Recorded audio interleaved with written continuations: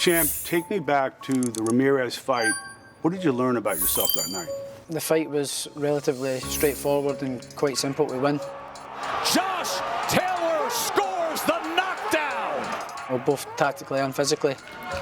Nice catch and shot. Uppercut puts him down. What a shot! So I never really learned nothing new. The only thing I kind of I criticised myself of is I could have put my foot on the gas around 9, 10, 11, 12 and actually stopped him. I think that the fight wasn't even close. He's on top of the world. He's the undisputed champion. I told you I was going to be the champ.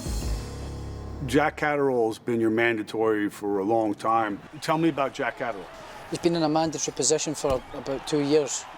He agreed to step aside to let me fight Ramirez before him, knowing fine well that he gets a winner, but for all the belts instead of just the WBO belt. He's quite smart in the ring, you know, little subtle movements that he makes and movements that he does, which is very good, you know, and he looks like he punches quite hard as well. A guy like Jose Zepeda is now your mandatory in the WBC. Does the prospect of fighting him excite you? I believe I have absolutely no problems with that fight. We've both fought similar opponents. I believe it'd be too much for him and I'd knock him out. Teofimo Lopez coming up to 140. Forget Teofimo. I don't want to talk about him. You call him a little rat, a clown, and a brass neck. I'm American. I don't know what's a brass neck. It's basically, you know, a red face. I'm really no interest in the guy. He's trying to promote himself of using my name. When I let my hunts go against him, I'll be hurting him, really hurting him. You and Javante? I think I'll knock him out cold. I'm not going to sit here and, you know, badmouth him. Great fighter, but he's too small. Regis Prograis. Prograis a good fighter as well. You know, I believe if that fight happens, again, it'll be at welterweight. How many fights you figure you have left at 140? Maybe one, maybe two, maybe the rest of my career, you never know. The goals and ambitions that I've got is to become a two-weight world champion, so for me, it's probably going to be moving up to welterweight pretty soon.